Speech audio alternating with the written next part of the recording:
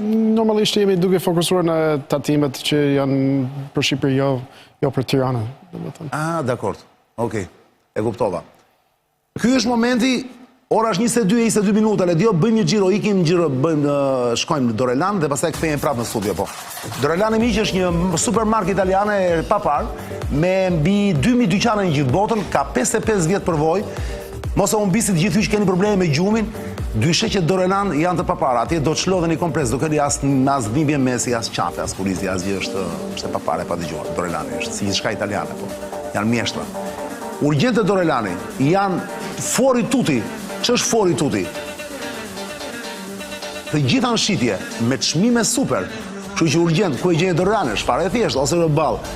Deliorgji, kompleks Deliorgji, te rruga Gavajës, paf djathas, kozbizi poshtë paf djathas, Deliorgji është e paf djathas, Dorelani, ose te kilometri 12 në autostradë, Tiranë Durrës, te qendra Prestige Home, Dorelan, dormire bene, vivere meglio, perle papar, bravo Dorelan. Ora në këtë moment është 22:23 minuta, dhe plaset fabula e dytë në ekran, Ledio.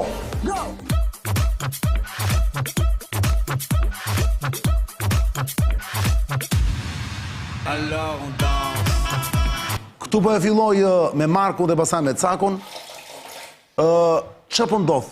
Ka rënë zia në shumë ambiente që konsiderojnë këllira në Tiranë, sepse kanë vite tëra që marrin para pafund nga Amerika.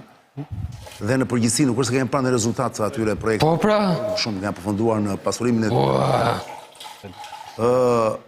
jo, edhe ndërkohë që vendimi u mor para pak ditësh, nuk e di e kam saktë apo jo titullin, mbyllet 83% e offside-it. Këtë mbylljen 83% të offside-it Marku e kuptoj, ç'do me thënë. Pra offside do vazhdoj, po 83% e burimeve nuk do ekzistojnë më? Mund të na i shpjegosh pak? Po. Se offside ishte krijuar nga Kennedy. Nga Kennedy. Po. Edhe ishte krijuar për arsye për të ballafaqur me sovjetike, do të thënë me agjendën e sovjetike. Kështu që kur në vitin 1960 60 ca, po.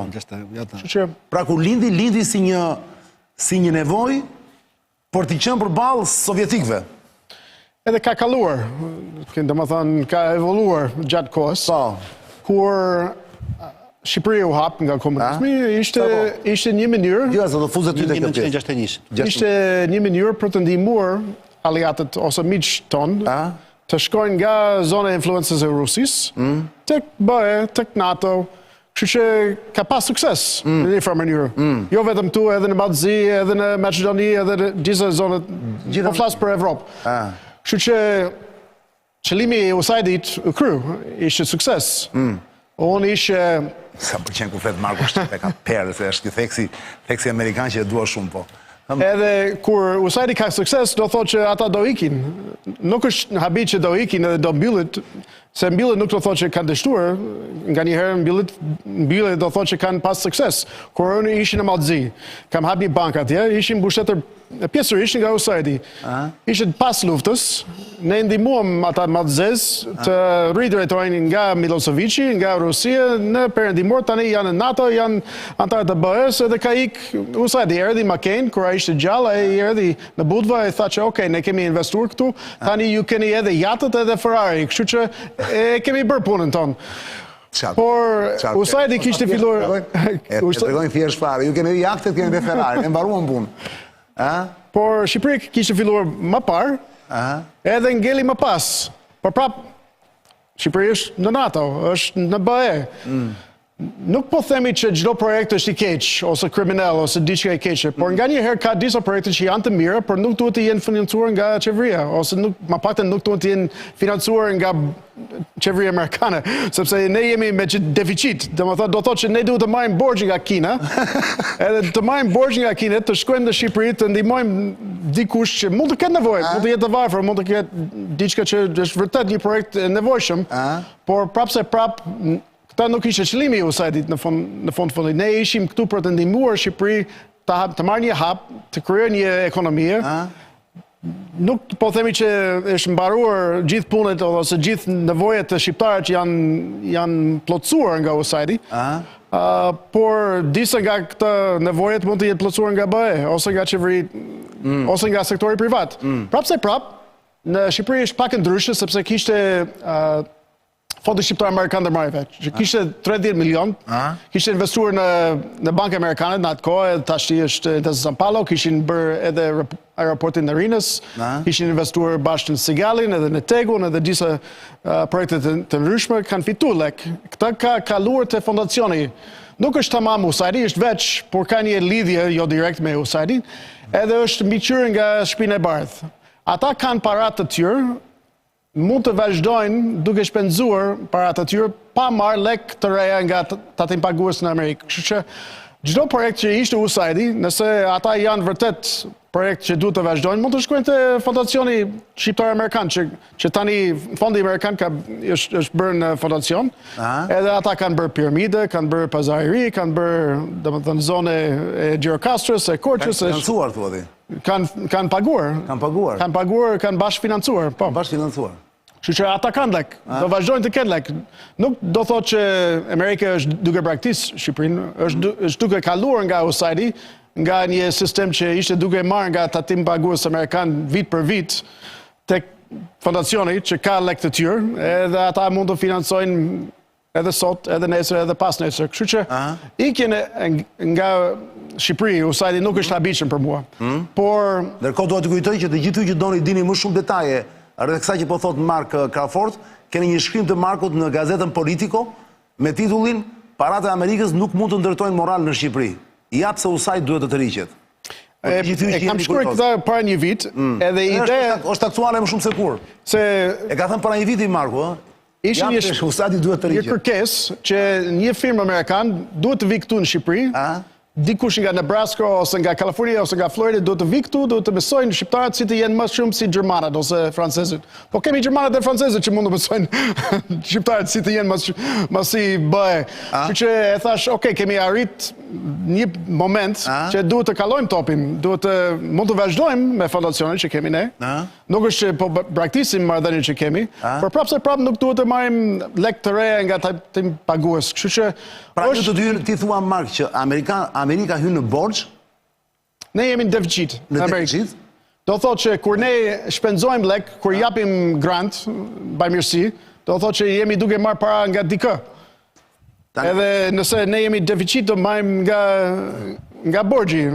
Edhe borxhi marrim nga Kina pjesërisht. Kështu që të marrim borxhi nga Kina, të shkojmë në një vend të Afrikës, një vend të Evropës, një vend kudo, dhe të japim kredi kur nuk të japim një grant kur nuk kemi nevojë të bëjmë këtë, se në fakt Shqipëria nuk është një vend lupse.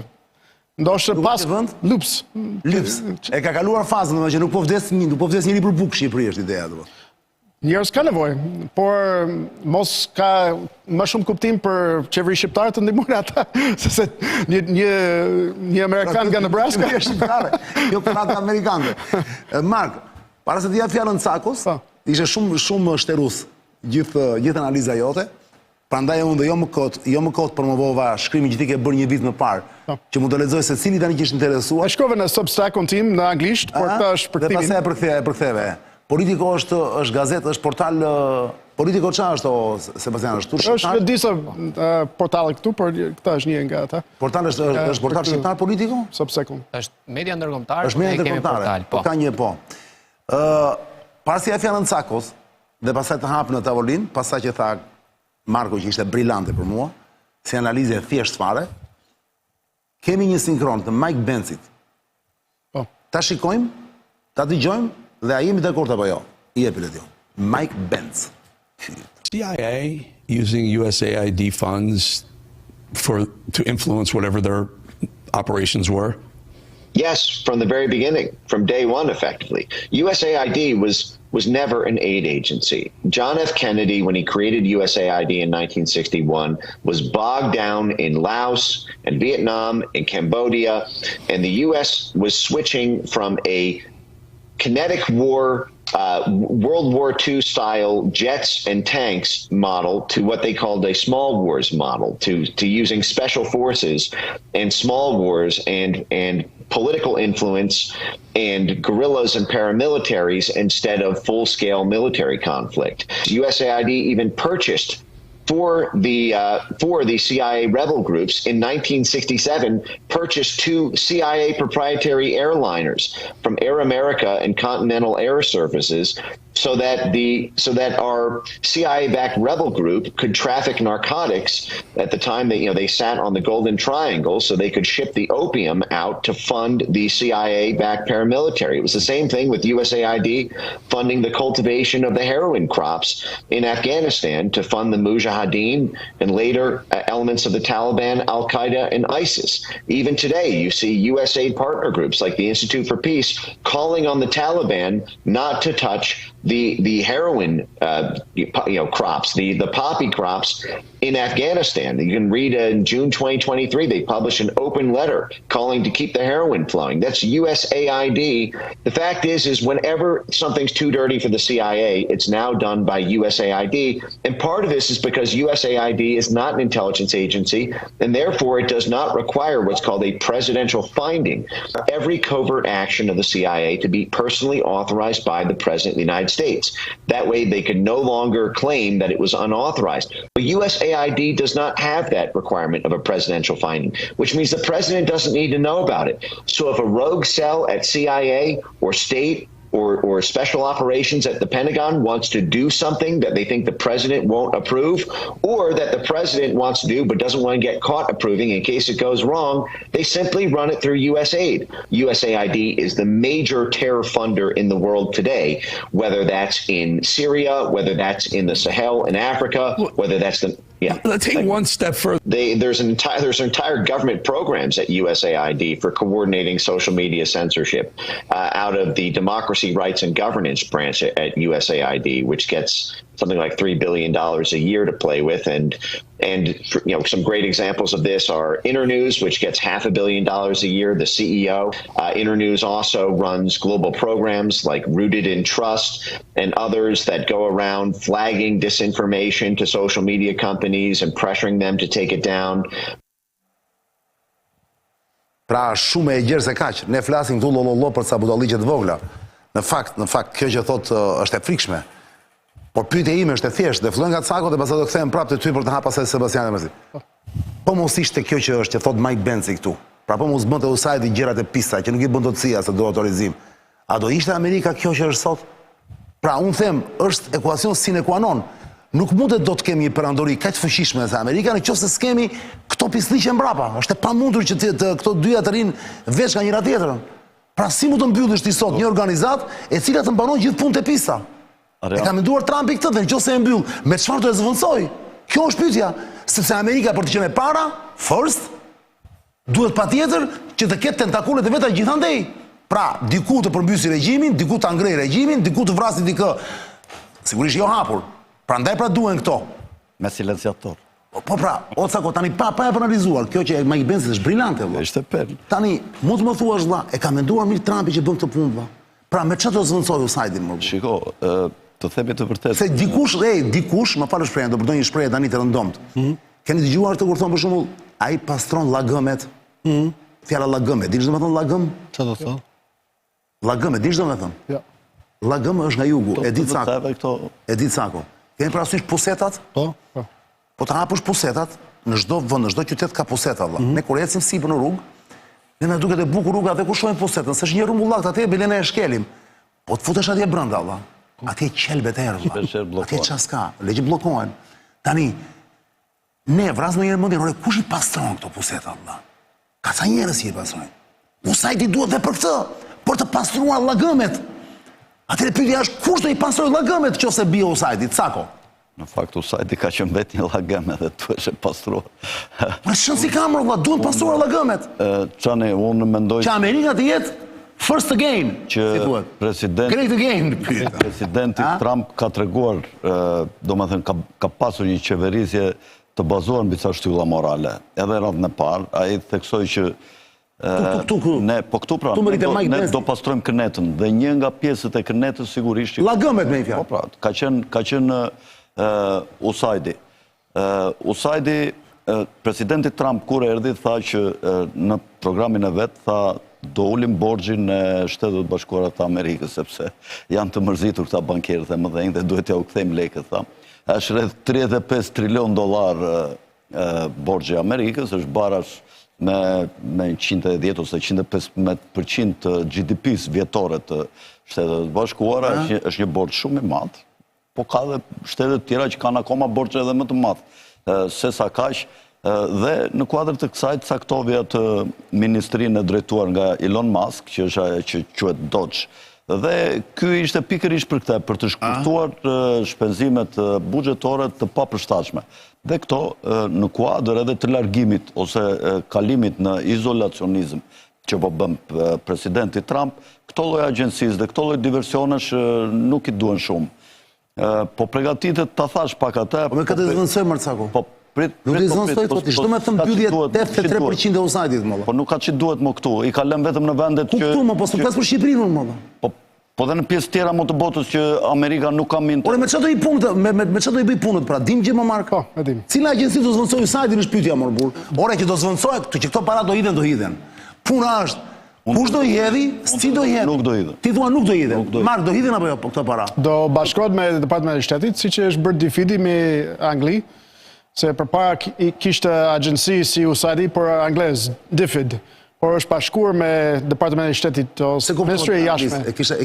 DFID është si Usaidi për ishte për Angli. Po, është akoma? Jo, është bashkuar me Departamentin e Jashtme, Ministria e Jashtme të Anglisë. Është njëjtën gjë në Kanada. Ata kishin një agency që ishte Usaidi, por janë bashkuar me Ministria e Jashtme, kështu që vazhdojnë ata vetëm amerikanë, vetëm SBA-ja kishte këtë që kishte veç.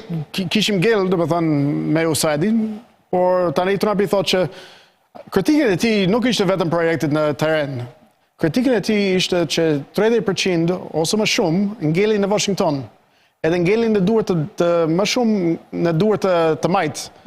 Edhe kaloi nga Usaidi në një kontraktor, në një non-kontraktor, pastaj në disa të tjera që kishin financuar të majt. U bën disa duar, thua ti. Kështu që pra nëse kuptova mirë Mark, ti po thuaj tani, këto 100 lekë për ta bërë të thjeshtë për publikun, që ne do i shpenzojmë për ndihmuar Cakon, Arianin, tjetin, nuk ka nevojë më t'i japim $1, pastaj $1 derisa të vinte ne. Që kemi nevojë të japi direkt shteti, thua ti.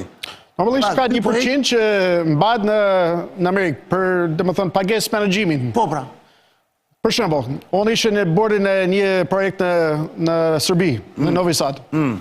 Ne ishte një projekt financiar, ne ishim duke fituar në fakt, ishte një bank atje. Po. Edhe morëm një grant tjetër, do të themi 1 milion, nuk mbaj mend sa ishte. Po. Edhe 30%, 35% nga ata shumë do mbetet në Amerikë.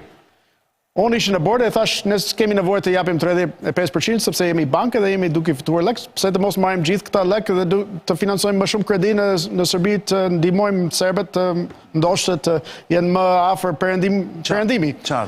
Por këta sistemin ishte në kontratë. Kështu që shumica nga ata projektet edhe kontratorët nuk janë bilancuar, janë të lidhur me një social agenda, domethënë qoftë se në fillim fare ishte një program për ballafaqsuar me sovjetike, por nëse nuk kemi sovjetiket, çfarë arsye jemi ne? A jemi për të ndihmuar ata që janë të varfër, a jemi këtu për të ndihmuar ata që kanë çështje sociale? Këta është diçka që Usaidi si program ka evaluar në një drejtim në përgjithësi të majtë. Kështu që gjithë parat, edhe po flasim për 20, deri 60 miliard. Miliard, bon. A që kishte për vit. Për vit. Në vit. Edhe 1/3 të saj ngelet në duart të majtë në Washington. Ngelet në duart të majtë në Washington, thua. Se ata janë ata, sipas statistiket, këta nga kritiket. Këta e kontrollonin. Edhe Trump i thotë që pse të vazhdojmë këtë, sepse nuk kemi nevojë tamam për këtë. Këneta. Edhe... Por nuk do e marri vetë Trumpi, thua ti, apo e merr vetë tani? Pra ju heq atyre të majtëve për ta marrë vetë në një familje apo jo, Mark? Është kjo? Po jemi në borxh, do thotë që do marrim më pak borxh nga Kina. Kështu që Shiko tash, po pati konflikt atje. Ti e pe Elon Musk me këtë Rubion. Patën një konflikt, sepse Rubio e kërkonte në një farë mënyre që të vazhdonte USAID-i, ose të ishte shfuqizimi i fuqive të saj më pak drastik. Kurse Trumpi u ndërhyri aty gjatë debatit dhe duket sikur atë pozicionin si për prokurori që kishte marrë Elon Musku, që Rubio nuk i kishte zbatuar ato porositë e Dodge-it e këtij departamenti që drejton Elon Musku, domethënë pati një sens kritik në bisedë, dhe u duk që Trumpi mbrojti pak Michael Rubion, që ishte vënë në një pozicion të vështirë, dhe flitet që tash i ka takuar të dy dhe ka biseduar, dhe duket që Trump është më afër Michael Rubios. Po, për shembull për USAID-in, po ju them për shembull në përputhje me atë që foli në intervistë që pam në Mike Pence, po. Po, ka qenë një operacion Phoenix i USAID-it kryesisht, i Shtetet e Bashkuara gjatë luftës në Vietnam, dhe ka qenë një i të mërshëm që quhesh Aquino, i cili ishte kolonel i ushtrisë që ka drejtuar këtë operacionin Phoenix në vitet 68-72, dhe qa bën këta? Gjatë luftës për shembull, Erdhëm le dy jasë mbaroj caku. Për të asgjësuar kundërshtarët të tyre në terren, që quheshin Vietkong, pasi këta bashkëpunonin me populatat civile dhe ishin këto luftrat guerile terroriste dhe amerikanë nuk po i nështronin dot, atëherë qa bën? Thanë, do t'ju themi të apin në OIF, këto populatat civile, do t'ju apim ca lek në për këto OIF, dhe këta do na tregojnë pasaj se kush janë ata që bëjnë këto akte terroriste, kupton, dhe në përmjet USAID-it e zbuluan, ishte si një kalë troje që zbuluan kundërshtarët e tyre. Pra, do më thënë, një program që e kështë CIA. Falenderit, Sako, ndërkohë, do bëjmë një pauzë të vogël, para se të bëjmë pauzë, Sebastian Marsit, më vjen një mesazh shumë interesant ku më thotë, e para çani politiko është e USAID-it. Gazeta, portali që... Nuk është e vërtet. Flitet që ka dhënë investim tani, faktet janë fakte. Nuk dëm debat për këtë. Ti thua jo. Jo, nuk është. Na sjellë faktet. Politiko, mund na thënë sa është e USAID-it apo jo? Politiko. Ka dalë lajmi për të. Po edhe po tjetër, nuk është djallë USAID-i, jo, por. Jo. Nuk është djallë, domethënë. Faktet janë fakte.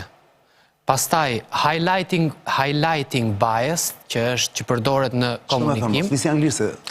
E ve projektorin aty ku do ti. Pra, kur do të bësh propagandë... Edhe po tjetë, nuk ka në gjithë keq, është detaj kërë. Po nuk është. Nuk është, je i bindur. Na sjellni fakt. Na sjellni prova që politiko është e USAID-it, me qëra fjala. Pyetje thot, por kjo është pasi të bëjmë një pauzë të vogël, Pyetje për USAID-in si agjensi, pyetje thot, për USAID-in si agjensi që finanson OIQ për destabilizim paramilitar, terrorist dhe instrumente të tjera të politikës së jashtme që mbrojnë interesin kombëtar dhe sigurinë kombëtare. Jo thjesht si agjensi. Pra, më thot Çani, pyeti për këtë gjë thot, pra, jo si agjensi që japin ndihma, po për të pjesën, e ke parasysh? Për atë që foli ai. Për atë që foli Mike Pence. Këtu ti bie dakord me Mike Pence no? Se di, ai ishte duke folur për Afganistanin, kështu që nuk e kam përvojë atë. Sa bukurim. Ti Sako, je dakord me Mike Pence apo? 100%. Para se por Mike Pence një herë, a je dakord me analizën që ai bën, është njohës shumë i mirë i këtyre çështjeve, ka qenë te administrata e parë Trump. Me bith pjesën tjetër që ne nuk është se flasim këtu në Shqipëri në fakt. Ne merremi kur themi USAID, kemi parasysh OIF që bën financime, gjëra humanitare, ndihmon shoqatat, jo LGBTI-t, jo ku diun ndonjë gjë kështu, ndonjë rrugë, nuk e se ça panash japin, po asnjëherë për të pjesën tjetër, pra për pjesën e errët, po themi në thonjza. Ti e dakord për fundin e icebergut, për atë që nuk shohim. Sako shumë i pëlqeu shumë. Që e shtyn rrymat. Mike Pence e kam ndjekur me vëmendje për një kohë gjatë. Ka qenë nga këto komentatorët të cilët cilësohej. Sa më shkurt të pjesën, se dua të di mendimin tënd për këtë USAID. Po, ai ditë ti thot bukur faktikisht se ka bërë dhe shkolla aktrimi. Është personazh interesant. Po thotë jam mësuar tani që e thot bukur se është aktor plak. S'ka mundsi. Jo, ka bërë shkollë aktrimi dhe ai diti thot gjërat. Më bukur se ç'mund t'i thot dikush tjetër i cili nuk ka bërë shkollë. Po kjo duket sikur vetëm diti thot, po në fakt çfarë thot? A është saktë apo jo? Ai ka punuar common law, studojnë dhe kursa aktrimi, për shkak se duhet bindin jurinë. Ai ka punuar pikërisht në sektorin e departamentit shtetit për jashtë. Pra ka qenë i dislokuar në vende të huaja. E ka thënë vetë të logje. Ka ciklet të ndryshme ku flet dhe për jetën e tij, edhe për këto të USAID-it. Ai ka marrë famë kur filloi ta shpërndante Elon Musku, filloi ta shpërndante në Twitter dhe filloi duke marrë famë. E kanë marrë disa personazhe si Xhaxh Napoletana apo të tjerë që podcastet e cilëve i ndjek her pas here. Janë disa podcaste të cilët kanë filluar dhe i kanë dhënë zë ideve të atij, qëndrojnë shumica e gjërave pasi ai i njeh më mirë se shumë tjerë, ka guximin për t'i thënë. Por se ka guximin për të thënë, këto gjëra janë tabu në Amerikë? Besoj se kanë qenë për një farë kohe, sepse duhet kuptojmë një gjë. Flukset e parave për të cilat ai flet, është ajo që tha dhe Marku, me thënë të drejtë. Ajo është një skenë sikur ai skenë apokaliptike që ai pikturon, por shumë flukse para shkojnë te korrupsioni. Dhe duke qenë se shumë flukse para shkojnë për afera korruptive në përduar të ndryshme milionerësh dhe miliarderësh që përdorin influencën politike më pas, ky është problemi kryesor që më pas Trumpi e merr dhe Elon Musku dhe e përdor politikisht. Fondet e USAID-it përballë deficitit që ka SBA-ja buxhetor 2 trilion dhe në krahun tjetër deficiti borxhi që ka 36.2 trilion nuk janë ndonjë gjë e madhe, janë shumë e vogël. E dyta, prandaj po them që faktet janë kokëforta. E dyta, SBA-ja ka shpenzuar nga 0.3 deri në 1% të GDP-s në 50 vitet e fundit për ndihmën e jashtme. Është pak, nuk është shumë. Në krahasim, po të marrim fuqitë britanikët, osmanët apo fuqitë e tjera, për atë që quhet fuqi e butë ka qenë shumë më e madhe. Pra, ne veshim xhinsët dhe shohim Hollywoodin, pikërisht edhe për këtë lloj arsye që quhet soft power në gjeopolitikë. SBA-ja ka të madhe. Ti thua janë pak para thuati, nuk janë aq shumë. Pra Trumpi është duke egzageruar. Po them faktet. Pastaj qytetarët mundet që ta vendosin vetë. Tani, a ka USAID-i ato problematika që tha Mike Benci? Ai i di më mirë sepse ai është personi i cili mund të ketë punuar. Ose këto që tha Marku, që ne marrim borxh nga Kina për i dhënë lek tjerëve. Le të marr disa fakte. Shembull shumë. Disa fakte të thjeshta. 90% e këtyre parave të ndihmës së jashtme që japin amerikanët, shife se për çfarë shkon. Shkon për ndihmë humanitare, kundër SIDA-s, shkon në Afrikë. E dyta, shkon për atë që quhet lufta kundër sëmundjeve virologjike. Pse shkon për këtë? Po jap një rast thjesht që Mike Benci e di shumë mirë, por po e them edhe publikisht se nuk është tani është sekret publik, si thuhet. Osama bin Ladeni jetonte në Abbottabad, është diku 100 km nga Islamabadi, në Verilindje. Agjencia Amerikane e Inteligjencës bie në kontakt që dyshimet janë të forta që Bin Ladeni, një nga njerëzit më të kërkuar në botë, jeton aty.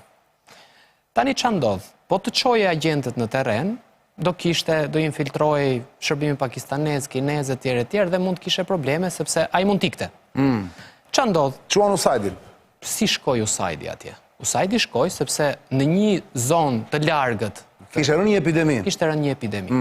Me anë të procesit të vaksinimit, ato kryen edhe krefjen e të gjithë zonës, derisa panë me kujdes që Bin Ladeni jeton në këtë. Pra ja ku u përdor një... Si e ç'lidhje ka shpjeguar njerëz, unë kuptoj, por çdo më thënë si e kuptuan nga vaksinimi që Bin Ladeni jetonte atje. Kur bën vaksinimin do të futesh shtëpi më shtëpi. Po pra. Do të shohësh rast pas rasti dhe nuk është se të gjithë të USAID-it ishin agjentë të CIA-s. Një person dinte të shihte emrat, të kontrollonte emrat për atyre, o ishte në terren, se të gjithë ishin mjek ato që bënin vaksinat, se nuk shoh një agent i CIA-s të bëj vaksinat. Gjithë ishin mjek. Por kur shkon dhe sheh shtëpi më shtëpi, në krahun tjetër ti përdor një lloj informacioni dhe fillon dhe lokalizon personin që do të kapësh. Sepse ndoshta nga ajo shtëpi që fshihej Bin Ladeni nuk kishte shkuar njëri për vaksinë. Po, dhe u bën foto. Dhe ti thua që kjo është arsyeja sepse e kapën Bin Ladenin. Po jap një rast. Po, kjo është arsyeja pse u ka Bin Ladenin. Kjo është përdorimi i atyre parave për sigurinë e publikut amerikan. Qartë. Ai qytetar që jeton në Amerikë, ato para që thot që mi quat dëm dhe mi quat kot, ja ku ke një rast ku u përdor për sigurinë e atij që jeton atje i qetë. E treta, përdoret për bujqësinë. Pra, ka 3 mënyra me anë të cilave përdoren fondet e USAID. 90% e fondeve të USAID-it. Përdoret për ndihmë humanitare, kundër SIDA-s. Po dim gjë nga këto 60 miliardë që ka në vit që tha dhe Marku, që the dhe ti, 60 miliardë që ka buxhetin USAID-i ose që e kishte.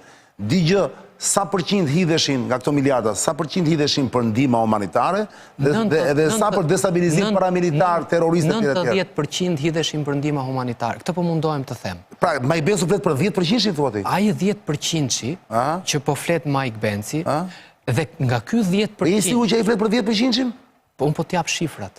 Pra, un kam studiuar shifrat për Mike Benson e kam ndjekur për një kohë të gjatë, e kam ndjekur të gjitha podcastet që ai ka qenë, dhe të gjitha... 100 kanë qenë për terrorizëm dhe për botën e nëntokës. Mark, je bie dakord me këtë i thotë Sebastiani, ti mendon që është vetëm 10% kjo pjesa tjetër e padukshme e offside-it?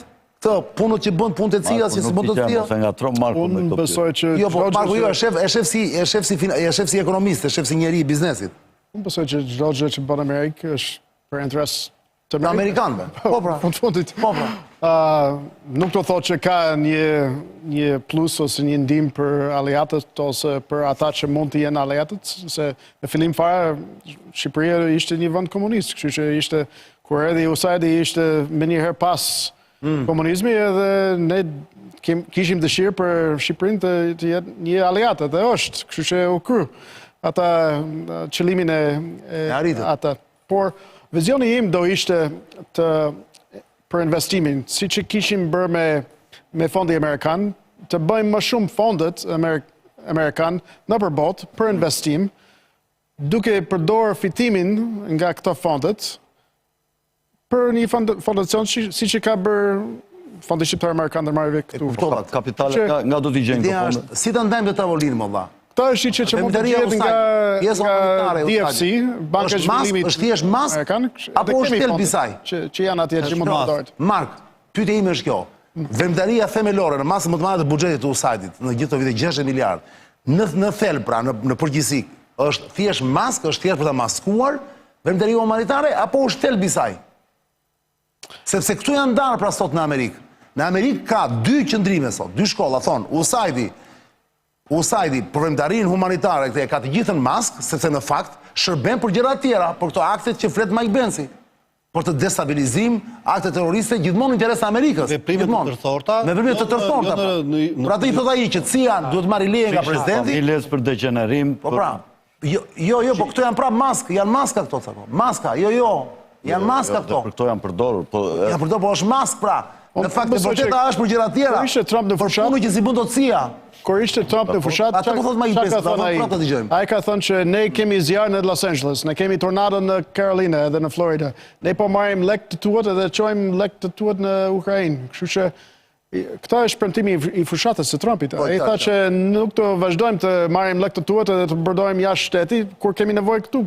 Kështu që ai përfiton për popullin amerikan nuk din shumë për ç'a ndodh në Afganistan ose ç'a ndodh në Pakistan ose në Nuk din amerikanët fare këto. Mund të thotë që okay, ka nevojë atje, ka sidet, ka nevojë, por prapë kemi sidet këtu, kështu që duhet të kujdesemi për amerikanët së pari. Të mos marrim borxhe nga Kinë, të ndihmojmë ata që janë jashtë kur kemi nevojë edhe këtu brenda. Kështu që këto ishte premtimi i fushatit. Fiks. Marsin, mund të tani kam nevojë për filozofin. Kjo që ne po flasim fatikisht, për USAID-in tani, gjithë kjo histori, nuk është gjithë tjetër veç se delegim fuqie apo jo. Pra unë i forti, ka ca punë, vjen një moment që ka ca punë që s'duhet i bëj, nuk duhet 2 duart vet. Dhe dërgoj një subjekt tjetër. Një subjekt i them vlla, ke lekët, do është ta bësh ti atë punë, sepse unë që ta bëj duhet të marr leje diku më lart. Kjo e thën troç dhe thjesht për ata që ta kuptojnë njerëzit na shohin tani. Pra kjo quhet delegim fuqie. Unë delegoj fuqinë. Ç'na mëson antikitetin? Si bëj dikur? Është shumë e drejtë pyetja Çan, dhe ti di që unë jam i shkollës dhe i qendrimit që nuk ka asgjë të re në diell. Kemi të bëjmë me ditët fenomene thjesht i përshtaten konteksteve të kohëve të ndryshme. Ne një shembull. Në Athinën antikitetit dhe bëhet fjalë konkretisht në vitet në shekujt e 54 para lindjes Krishtit, pra në vitet 500 para lindjes Krishtit dhe 400. Në Athinë funksiononte një grup që quhesin syqofantët. Syqofantët, syfontaj shkuhet me greqishtën e vjetër. Ti ta pi, çdo më thënë?